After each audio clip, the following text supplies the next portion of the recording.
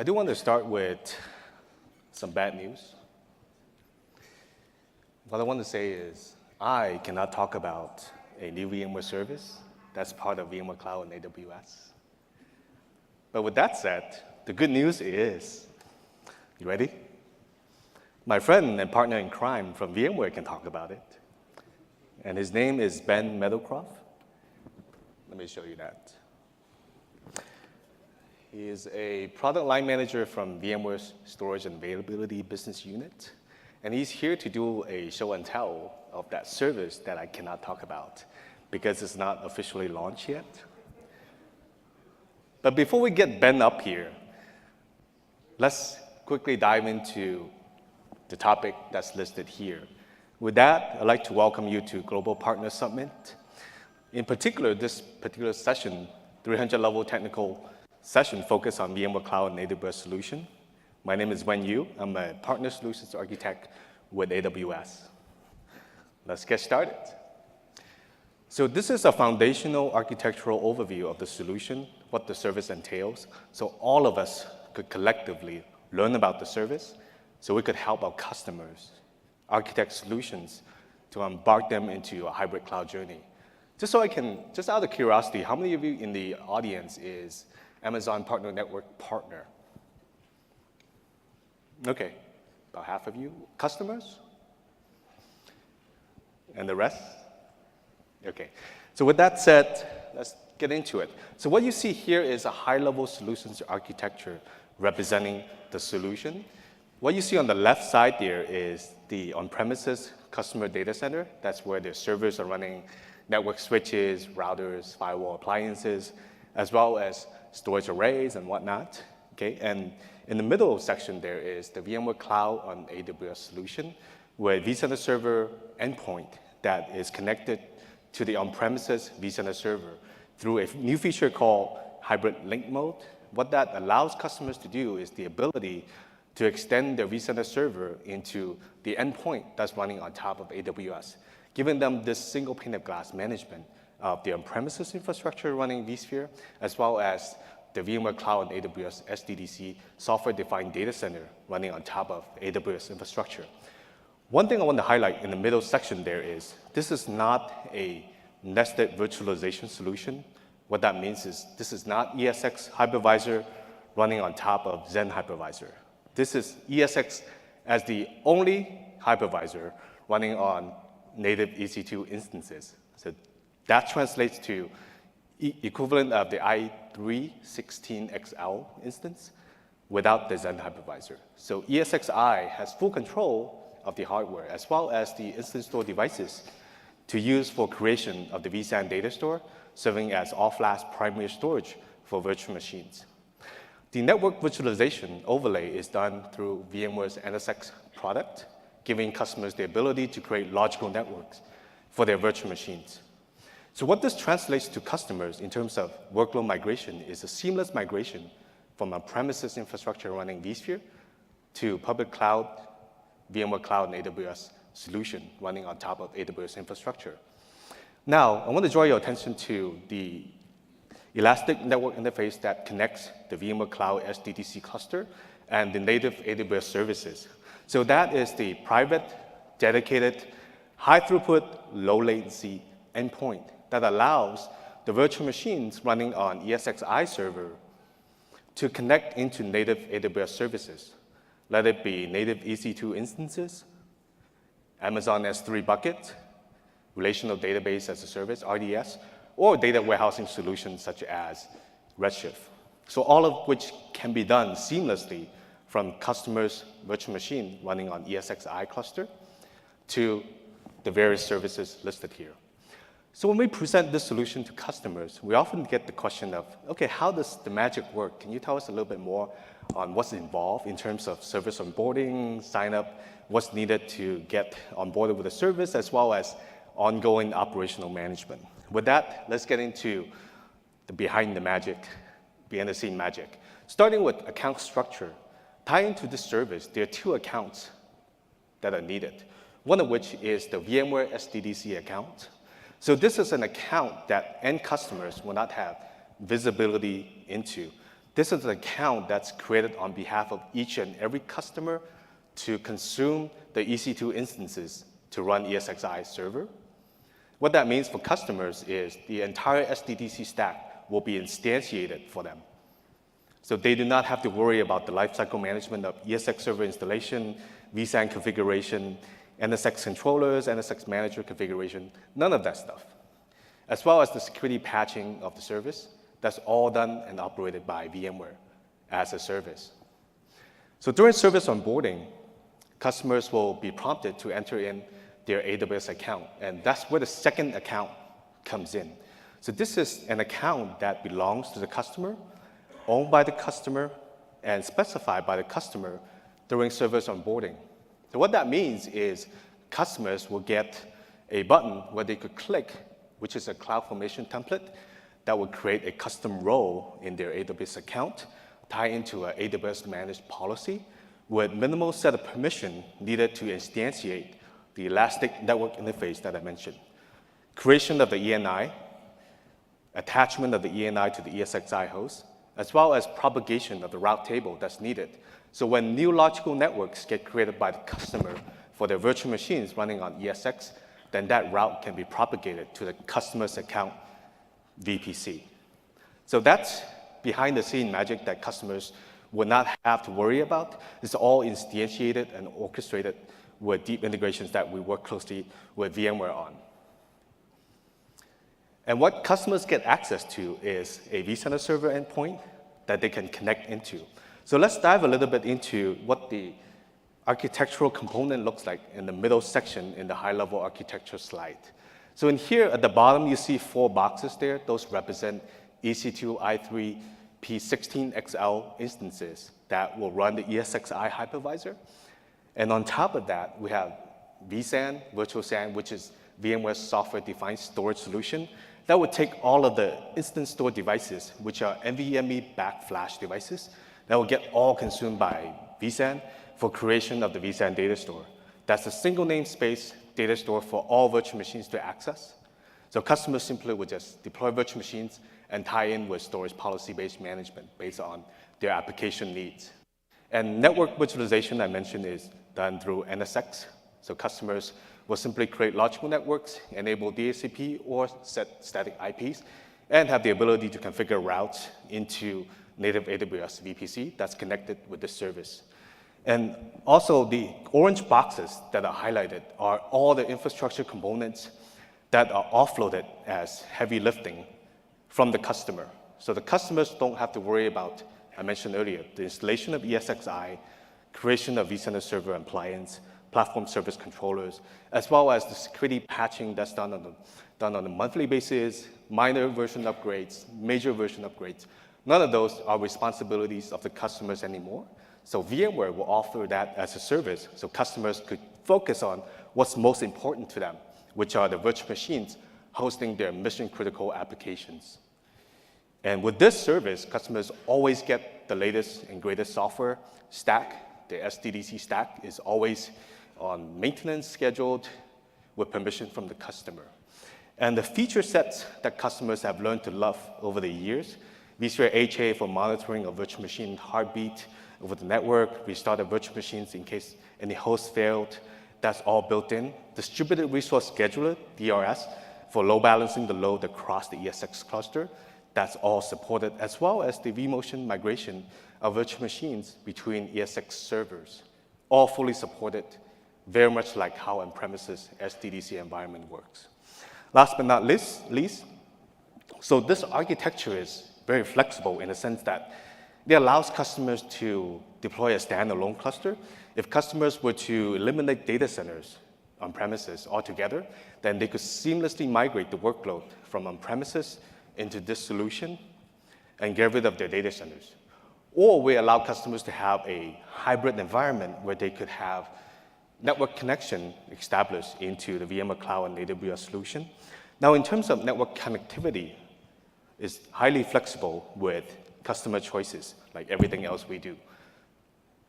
Let's get into that.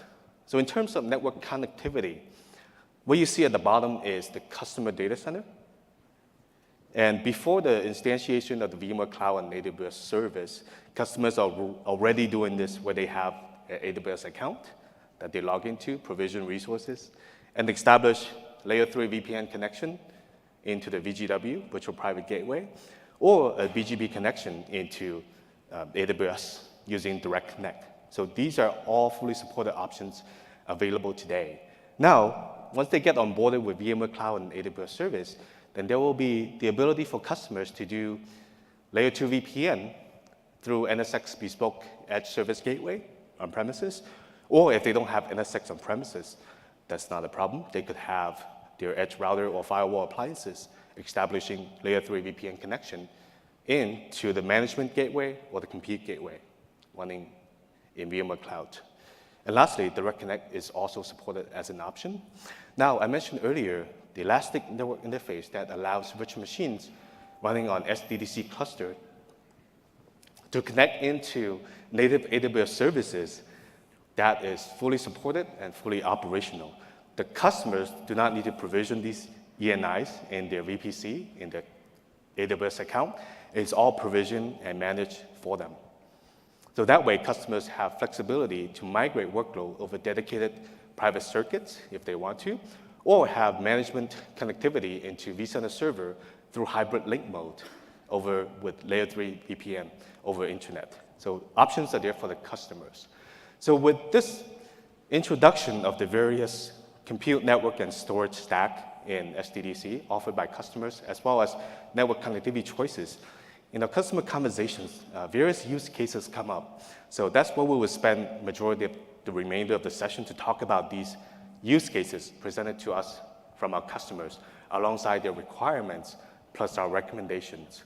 With that, I'd like to bring my friend Ben up on stage to talk about something that I cannot talk about yet. So with that, over to you, Ben. All right, thanks a lot, Wen.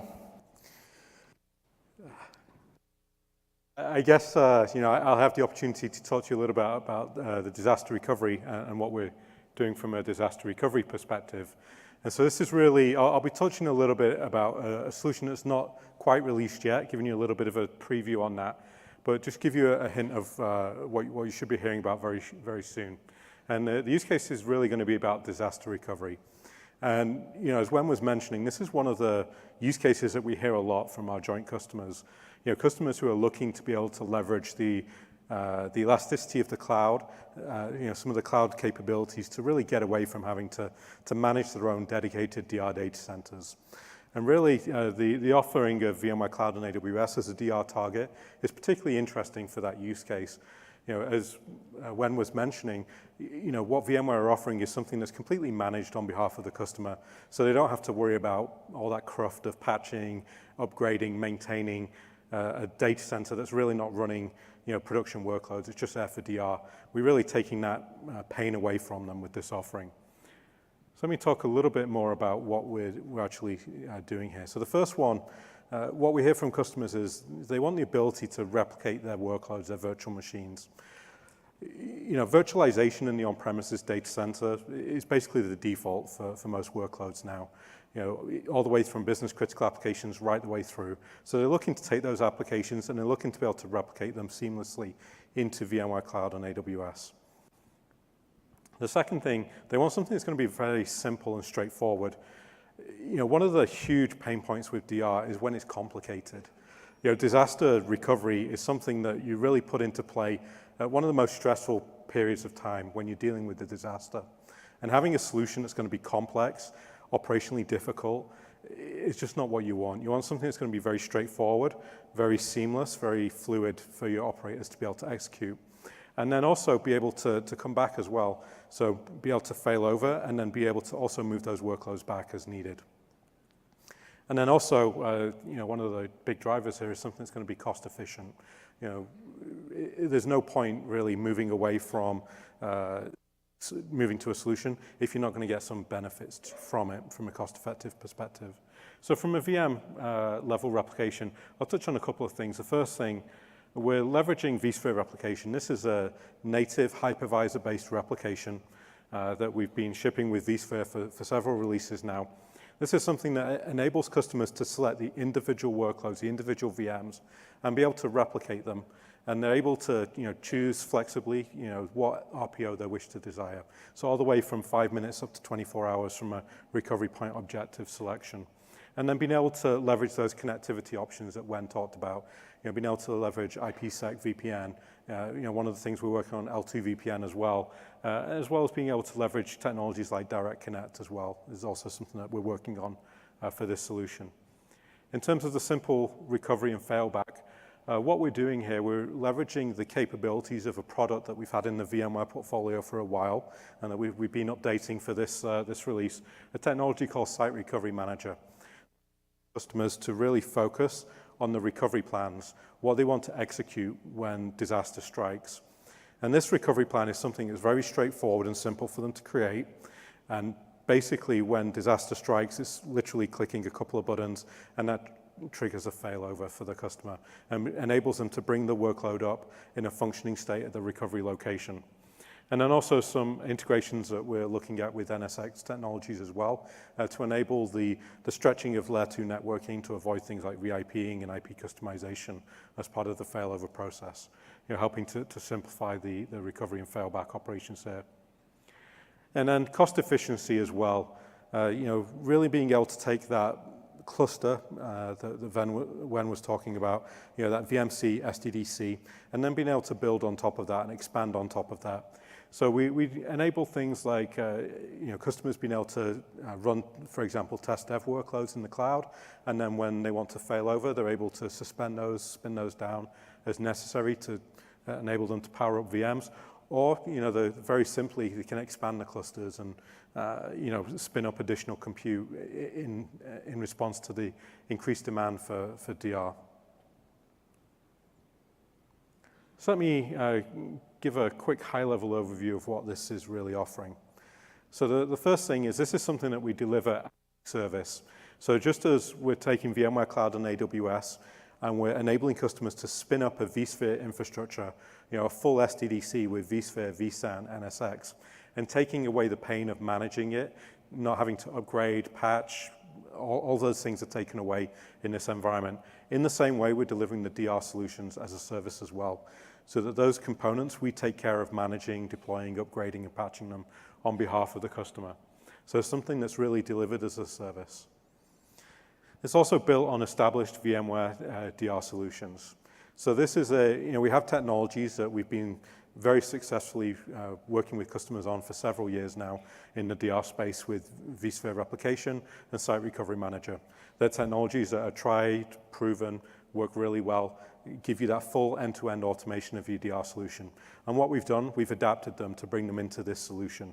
And I'll talk a little bit more about some of the enhancements we've made as well shortly.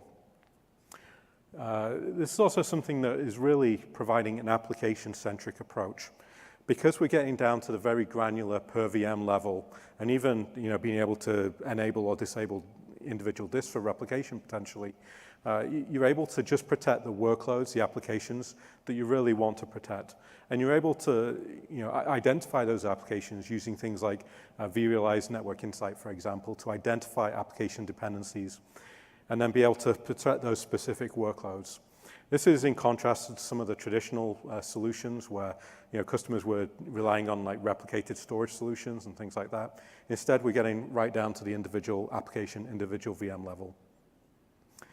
And as I mentioned earlier, we're removing the need for that dedicated DR data center. A lot of the customers that I speak to, that DR data center is just something that they really don't want to continue investing in.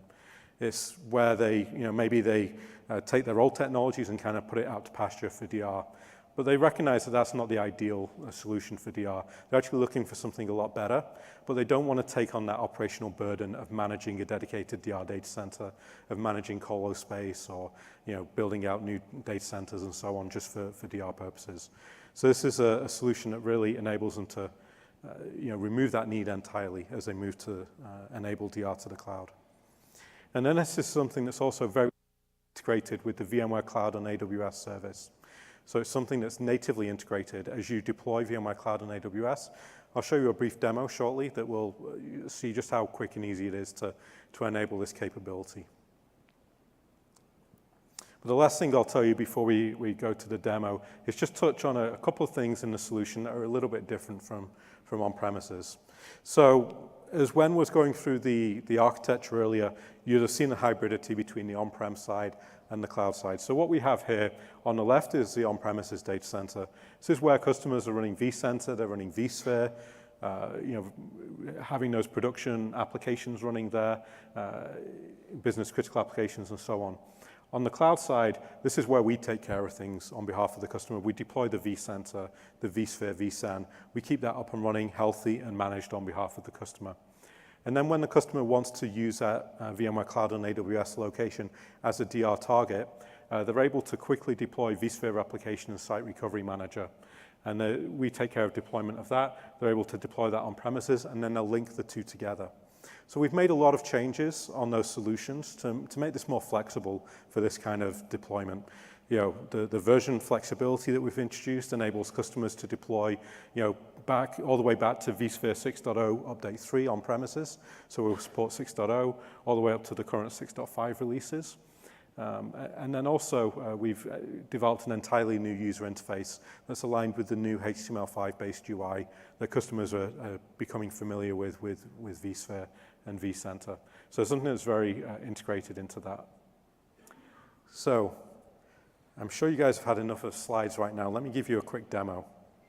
So what you're going to see here is a VMware Cloud on AWS console. So the customer's gone into their software-defined data center, and now they're going to activate this add-on. So Site Recovery is our first planned add-on. They're just going to go through here and click Activate. We'll give them a few details on next steps, what they need to do on premises and so on. But in terms of what they need to do on the cloud, they'll just click Activate. And then this takes around about under 10 minutes or so. And what we're doing at this point, we're actually deploying the SRM and VR components. We're registering them into vCenter. We're setting everything up so that it's going to be really ready for them to get up and running. So with the magic of video editing a couple of minutes later, we have the Site Recovery solution that's now active. So the customer's going to be able to go in, and you see here that the SRM and VR components have been deployed on their behalf. That's something that we take care of, and we take care of ensuring the health and reliability and resiliency of those components. So when the customer wants to use it, they go into the vCenter user interface. So this is the H5 UI. And then we have a new plugin for Site Recovery. So this is going to be the new service that we'll be offering. And they're currently accessing the vCenter in VMware Cloud on AWS right now. So what they're going to do, they're going to establish a new pairing. So this is where they take their SDDC in VMware Cloud on AWS, and we're going to ask them to provide the details for their on-premises infrastructure. So here the customer is going to identify what's called a platform services controller. This is a component that customers deploy on premises, and they'll provide in some credentials to be able to connect into that. So at this point, obviously, we have a VPN connectivity established. This is what that communication is going over, and they're going to establish that pairing. So we'll communicate to that platform service controller, and we'll identify all the vCenter servers that are registered. We just have one, and we're going to activate the SRM and vSphere replication components and pair them together. So this is a piece now where we're establishing a bidirectional trust between the on-premises environment and VMware Cloud on AWS. So that just takes a few moments for it to register. And when it's done, we'll see it pop up as a new site pairing here. And in the future, the customer will come in and configure potentially additional site pairings. It's something that we're working on. So now they're accessing the user interface. They're going to log in. And this is going to give them a single pane of glass across their DR environment. So this solution is fully bidirectional. So they can take on-premises workloads, protect to the cloud, and go back from VMware Cloud and AWS back to on-premises. We also fully support going from multiple VMware Cloud and AWS deployments as well. So if you deploy across a couple of availability zones or potentially across a couple of regions, you could set up DR between those two regions as well. So here we'll go through. We can see that the two sites are connected. We're going to configure a few replications here. So I'm going to find all my CRM virtual machines. So this is going to be my CRM application. And as every application is always well named, so it was very easy to find all 20 VMs that made up the application in this case. But I've taken my 20 VMs. I'm just saying where I'm going to replicate them to, which target storage I'm going to replicate them to. And then it's going to allow me to select my recovery point objective, whether I want to compress or not. Now I'm also going to create the recovery plan and protection group. This allows me to take those 20 VMs and group them together and say this is a unit that I want to fail over together. And I'll create a protection group, which is a group of those VMs, and a corresponding recovery plan. And once I've done that, my VMs are now protected. They're being replicated up to VMware Cloud and AWS, and I've got a recovery plan that's been created for them. So I'm going to be able to go in and be able to execute that recovery plan and actually fail over those VMs from my on-premises location into VMware Cloud and AWS. What I'll show you here is another key capability of the solution now is non-disruptive DR testing. So this is actually a key benefit of the solution, is that customers are able to take an application, like here, their CRM application, create a recovery plan for it, and do what we call a DR test. So this does not impact their production applications in any way. We're taking these workloads, they're already part of this recovery plan, and we're going to create a test environment for them. So when I click test here, I don't want to do a final replication, I'm just going to take whatever copy of data I have, and I'm going to kick off a test. So what this is going to do is going to create a bubble environment for me. So while this is happening, SRM is taking care of creating an entirely new set of networks that these VMs are going to be attached to for recovery purposes or for test purposes, so that I can go through and these VMs will be powered on, attached to the network. It won't be reachable to my production networks. And now I'll just wait for those VMs to be powered on. It'll take a few minutes. This really depends on the size of the VMs, how long it actually takes to power them on. At this point, actually, most of these VMs, when they're over 50% of the way through, we're actually just waiting for the VMware Tools agent within the VM to basically say, hey, I'm alive and up and running. So that's what we're kind of waiting for at this point. So here I've taken my 20 VMs, and this is going to take me about a minute and a half to actually perform the failover for these 20 VMs. So we'll just give this a few more seconds to complete. There we go, perfect. So whenever I do a test as well, what I also have, you can see here I have when each step started and ended. I can also see a full history of any operation I've done, whether it's a testing, failover, failback, etc., reprotect. So here I'm going to just take my most recent test, and I can export that in a variety of formats. Here I'll just see a quick HTML view of it. And you see here, I was successfully recovered my 20 VMs. It took about 1 minute, 40 seconds. And for each operation that's executed by the recovery plan, we have corresponding entry in the report. And this, in this case, is HTML. We can export in XML format and so on. So this is what a lot of our customers use to actually be able to prove, for audit purposes, that they were actually able to perform tests, that the workloads were able to be up and recovered correctly. And then after I've done my test, I can go in and access the VMs if I want to, but here I'm just going to clean up the test. So this is going to gracefully take down all those test VMs that I've created, and it's going to clean up all the networking pieces that I've done, and now I'm in a state where I'm able to be ready to fail over or do another test of my workloads. But key things to bear in mind here, that from what I've done, once I've connected my sites together, and done that initial configuration, the time to go from setting a VM all the way through to protecting it and it being ready to fail over, to test, to recover is just a few minutes. Depending on how much data you have to replicate and the size of your pipe, obviously it can take a while for us to send all the data across, but the configuration steps are very, very quick in this example here. And this is something that, for customers who have applications running on top of vSphere in their on-premises environments today, who are looking to VMware Cloud on AWS as a DR solution, this is going to be an offering that will marry very well with that desire, give them that capability to very quickly protect the workloads and get them failed over into the cloud in a very cost-effective and expedient manner. So I'll hand back over to Wen now to take you through some more use cases. Thanks, Wen. Thank you, Ben.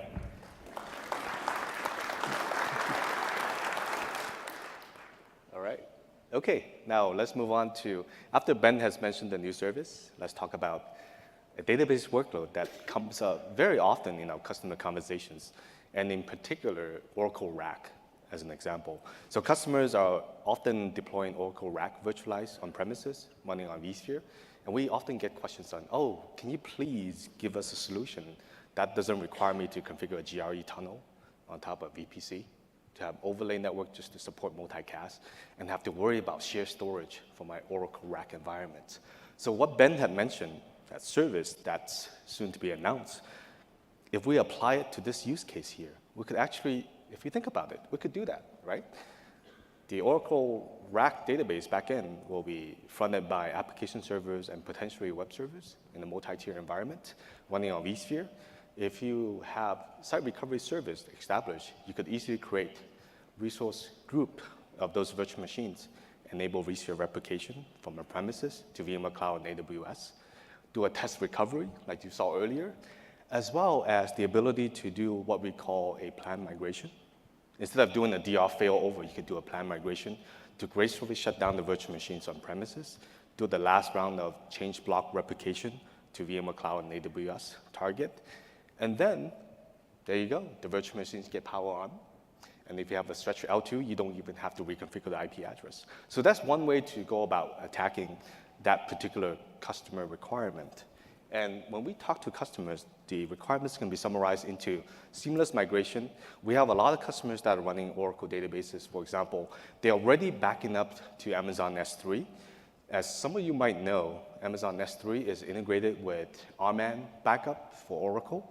So a lot of customers are already putting out their database backups on a daily, if not weekly basis into Amazon S3.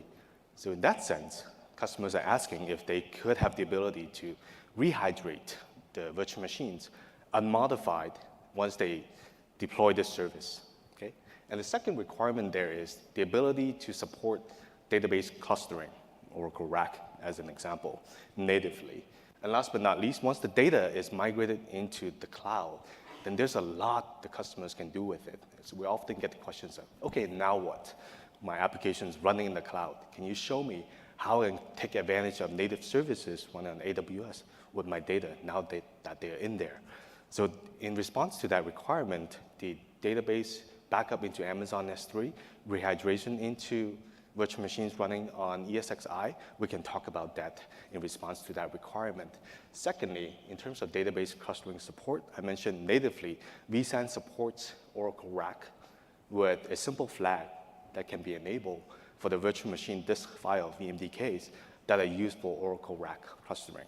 And that is what we will show you in the UI, what needs to be done. And NSX multicast support is native to NSX. So with VMware Cloud and AWS solution, NSX is the network virtualization layer that supports that natively. So customers don't have to do the manual work of a GRE tunnel just to support that in native VPC as an example.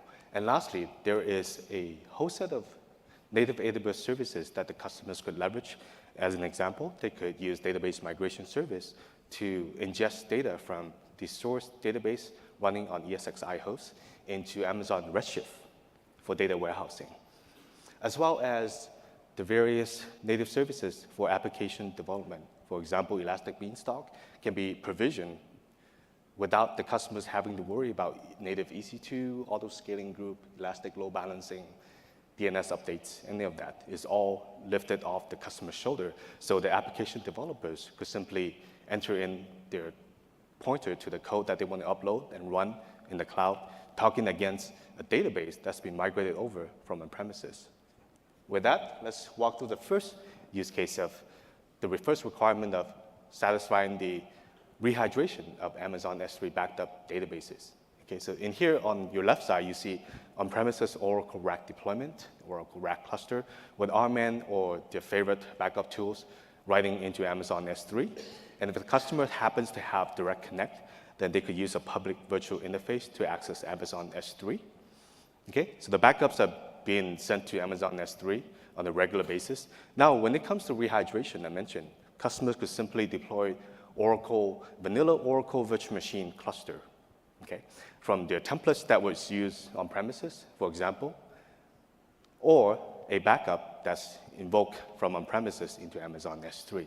So once you have the Oracle RAC vanilla cluster set up in the cloud, then you can just do a database restore. So what that looks like in terms of the ability for multiple virtual machines to access the same underlying VMDK for database is through the sharing of multi-writer. So what that allows is several virtual machines, however big your Oracle RAC cluster is, having simultaneous read-write access to the VMDK. Okay, with that, you could simply do a DB restore. So we get a lot of customers asking, how does the virtual machine access Amazon S3 once the service is instantiated? Here's the answer. The access path goes from the virtual machine, let's say RMAN restoring a backup from the S3 bucket. They go through the compute gateway, which will route the traffic over the elastic network interface that's attached to the ESXi host. And then from that point on, our best practice recommendation is for customers to use S3 VPC endpoint. So what that means, customers could provision a prefix in their customer account for AWS to access S3 over a private backbone network without going over public IP space. So once the S3 VPC endpoint is provisioned, then we have deep integration with VMware. Because as you know, the source IP address that's accessing the Amazon S3 file or object is from a logical network that's outside of the CIDR block range for the customer's VPC. When we drop the packet, well, if do nothing, then yes, we could drop the packet because it's coming from a source that's unknown. But we have integration with VMware where the compute gateway actually has detection of whether a S3 VPC endpoint is configured for the customer's VPC that's connected to this service. If the prefix to access the S3 is detected, then the compute gateway, NSX, will do NATing of the source IP into the secondary IP of the ENI. So that way, the access will look like it's coming from the VPC CIDR block address. Then you get access to Amazon S3 over high throughput, low latency, dedicated private link. And that's how you could rehydrate into this environment from your database backups. So once you do the initial seeding, then it's the customer's choice to configure a data guard as an example to keep the database up to date, or they could do a log shipping as an example and replay the logs up to a point where they feel comfortable with enough testing that this is running great in their environment so they can cut over seamlessly. The supporting application servers, VM, as well as the web servers could be easily migrated over a L2 VPN connection with vMotion, or a cold migration, or a rehydration from backup, for that matter. Okay, so that's the rehydration part where customers have backups already in place in Amazon S3. Now, let's take a look at the native service integration. Now that Oracle RAC is running great with multi-writer flag that's enabled, with multi-cache support with NSX, performance is great with all-flash vSAN, then what? Can customers take advantage of Amazon Redshift for data warehousing? Absolutely. So the way to do that, the simple way to do that is through the database migration service. So what that does for the customer is they wouldn't have to write custom scripts to export their data into the Amazon S3 bucket, followed by data ingest using the copy command into the Redshift cluster.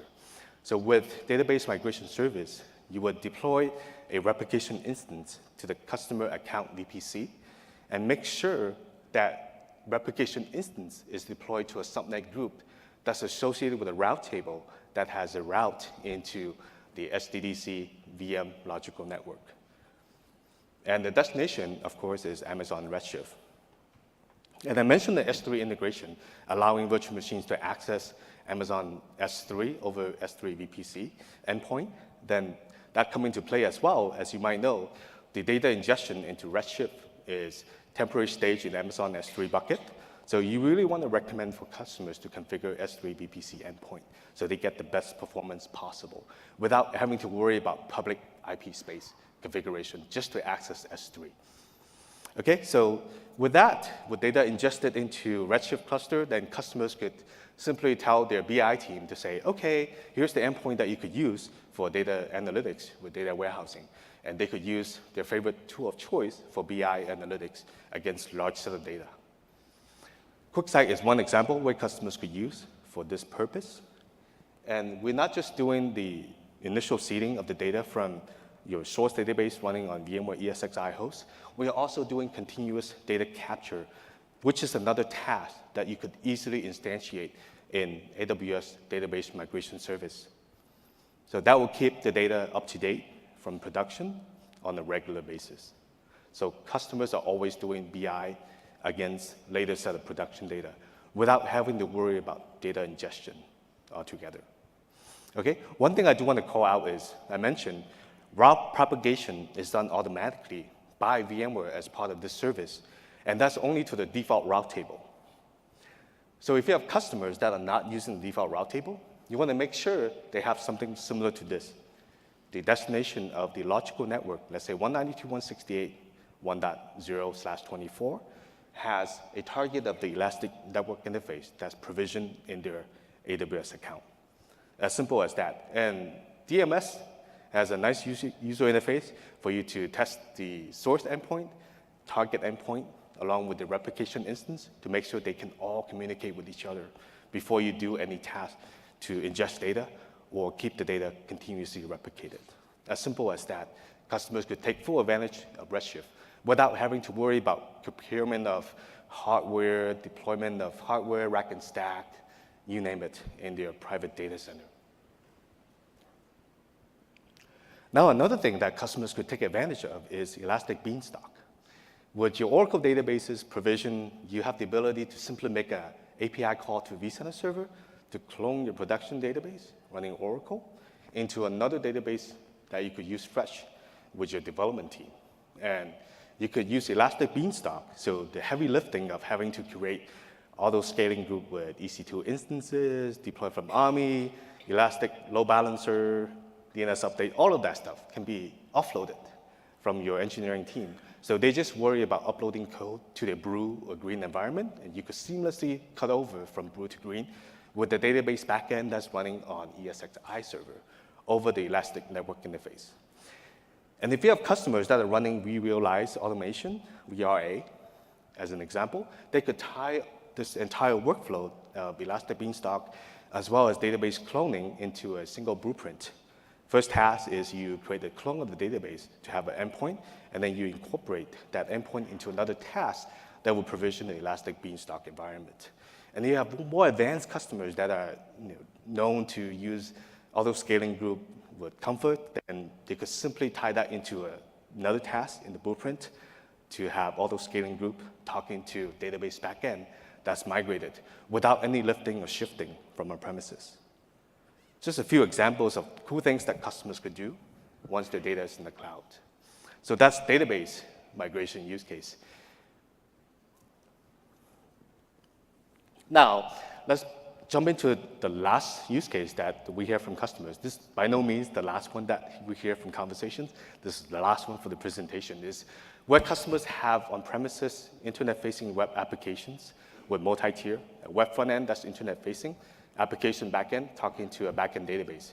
We often get questions of, okay, how do I do the minimum amount of work without lifting and shifting to have consumption of VMware Cloud and AWS service and use native AWS services to have end-to-end security, protection, and visibility on my application that's internet-facing? So let's go over that. In terms of requirements from customers, one is no modification of the applications themselves. They want to keep the same operating environment that they have on premises once they are migrated to the cloud. Secondly, built-in distributed DDoS mitigation with this architecture. And lastly, end-to-end visibility of how their applications are being accessed. So in response to those requirements, we could take advantage of those services, such as application load balancer, which allows for target IP group, which is consisting of IPs that are not tied to native EC2 instances. They could be virtual machines running on ESXi hosts, funded by the application load balancer. There's also the Elastic File System, Amazon EFS, that could be mounted by the virtual machines directly as a file service share without having to worry about deploying instances and export NFS. They could simply consume it as a service, just like they do with native EC2 instances. Now, with built-in DDoS protection, we have Route 53 working in conjunction with the integrated CloudFront for content distribution, Web Application Firewall, WAF, coupled with Shield to protect against common web exploits such as SQL injection, cross-site scripting, as well as DDoS attacks. Those are all services that could scale horizontally to absorb attacks, and you get to work, your customers get to work with our 24/7 denial service response team to create rules as we see pattern changes for the application. And lastly, end-to-end visibility. We could use Amazon S3 bucket, we could use Amazon S3 bucket as the central point of data ingestion. The VPC flow logs, the access logs from the CloudFront, access log from ALB, access log from the web service running ESXi host can all be fed into Amazon S3 as a central repository for analytics of the application access. Couple that with Kinesis Firehose, ingesting data into Amazon Elasticsearch as a service to build index. You could do query analysis through a web UI called Cabana, which I can show you in the demo. So that way, customers have end-to-end visibility without modifying their applications whatsoever. So let's get into a workflow of what that looks like for customers. First step is application migration. So this is a simple representation of what customers have on premises with a web front-end application backend talking to a database. Okay? So in terms of the virtual machines, we could leverage what Ben mentioned to seamlessly migrate those in a planned migration into VMware Cloud and AWS ESXi server. Or you could use your favorite backup vendors, backup and rehydrate into ESXi host, like another restore point in vCenter server. Now, with the web content that is internet-facing, customers could leverage Amazon Elastic File System, EFS. As some of you might know, you can mount Amazon EFS shares from the virtual machines over Direct Connect. And we recently announced the EFS file sync, so customers have an optimized way to copy web contents into Amazon EFS on premises. So once that's ready, then customers are ready to back up the virtual machines. So the virtual machines are migrated over. Of course, you want to make sure you have built-in data protection for your virtual machines, running backups as you would normally do in an on-premises environment. So a backup infrastructure would look something like this as an example, tying in our partner ecosystem integration with Veeam, backup and replication server. So with Veeam, you could configure a Linux virtual machine running on top of ESXi host, mounting the Amazon EFS share in the customer's AWS account, and use that as the backup repository. As you might know, EFS is a regional service, highly available, very simple to configure, and has elastic scale. So you pay as you go in terms of the capacity. You don't have to worry about capacity at all with this architecture. So you simply mount the EFS share in your Linux virtual machine, and then tie it in Veeam backup and replication console as the backup repository. Veeam will then talk to vCenter server through the VADP, vSphere Data Protection API framework, to initiate the VMware snapshot, copy of the snapshot into the backup repository, as one example of backing up your virtual machine, and have the ability to restore from backups. Another way is if you have partner appliances solutions that have native S3 integration, you could do that as well by deploying something like NetApp AutoVault as a virtual machine that runs on top of ESXi host. You tie AutoVault into the Amazon S3 bucket that you configure in the customer's AWS account, in which case that could be configured as a backup repository for Veeam backup server, in which case Veeam will do the right thing to invoke the VMware snapshot through vCenter server API call, and then copy the virtual machine backup into Amazon S3. Last but not least, we have solutions that have native cloud connector into Amazon S3, such as Commvault. So in this case, you could deploy Commvault like you do on premises. Commvault server tie in with the media agent that's tie in with Amazon S3 bucket as your backup destination. And that's all you have to worry about. Your backup will be sent to Amazon S3, highly durable, highly scalable service. Now, the last step is really tying in the native AWS services with this architecture, now that they're running great in the cloud.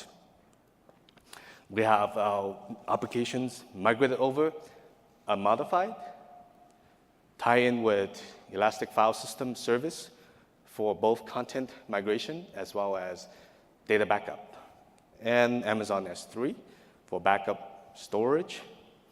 And in terms of web contents, you could have customers leverage CloudFront, a content distribution service, to have global presence in our many pub locations that we have. In this case, your web contents could be served out to the customers and users closer in different geographic locations. So customers need not to deploy another ESX server in another region just to serve out their contents. Instead, they could use CloudFront and have global distribution. And this will be the first entry point to have security layer protection, so you could guard against malformed packets before they even enter into your application load balancer as the origin. Okay, so that's CloudFront that could be used. And Route 53, as you know, once you have the CloudFront distribution created, then you could simply add another alias record in your hosted zone corresponding to the record for your application. So it points to CloudFront as the DNS resolution. So all the web application traffic will get routed into CloudFront pub locations and edge locations. Okay? And application load balancer. I mentioned earlier, application load balancer, our layer 7 load balancer, as part of the ELB family, has native integration with vSphere virtual machines in the sense that you could create a target group consisting of IPs, not from native EC2 instances, but from virtual machines running on ESXi hosts. So traffic will be load balanced and distributed across the elastic network interface that's attached to ESXi hosts to the virtual machines running as web servers. Okay? And AWS WAF as well as Shield are integrated with CloudFront, Route 53, and ALB to provide built-in common web exploit protection as well as DDoS mitigation and protection. So all those can be folded into this architecture seamlessly. And lastly, if your customers have a lot of web contents that they manage, web servers, web assets, then SSL cert management could become a huge headache. So with Certificate Manager, you could use that as a service. Your customers will have the ability to use that and do SSL offloading to the application load balancer. Very simple to do. And last but not least, we mentioned end-to-end visibility, where you could ingest all of your VPC flow logs, your access logs from CloudFront, the ALB, as well as the web servers into Amazon S3 bucket, and then have that ingested into Elasticsearch cluster through Kinesis. So the indices can be built based on the logs that are coming in and have visualization of charts of how traffic is being accessed globally for your CloudFront distribution, for your virtual machines, your security groups, you name it. Okay? And this all looks simple and all, but when you present to customers or when you architect this, you could look at this blueprint and say, okay, this is what it looks like. Remember when I first showed the high-level architecture? This is a more sophisticated version of the high-level architecture with the customer data center on the left. And in the middle is where you have the SDDC stack running your multi-tier application. And to the right is native AWS services that customers could seamlessly integrate with their applications. I want to draw your attention to the right here with Route 53. Remember, we add the DNS alias record for your application. So that's the first entry point to your application is CloudFront, where the web application firewall rules are honored in each and every pop location that's servicing the content. Okay? And in there, you could have CloudFront restrict access to your application to have HTTPS traffic only, and then have HTTPS communication with your origin, which is the ELB, application load balancer, fronting your web servers. So in this case, the ALB would direct traffic over the Elastic Network Interface into the group of web servers running in ESXi hosts. And that's how you get seamless integration with layers of security protection. And the virtual machines I mentioned could mount Amazon EFS as the web content store. It's a service that's regional, so customers need not to worry about AZ-level failures and lose their contents. Okay? And lastly, we use Amazon S3 as the ingestion central point for all the access logs, VPC flow logs, in which case we use Amazon file host, Kinesis file host, to ingest that into Elasticsearch cluster, and then use Kibana to do the visualization. So this entire architecture is built in our demo. So if you happen to be looking at attending the Partner Solutions Exchange area, look for us in the enterprise booth. We can show you a live demo of this.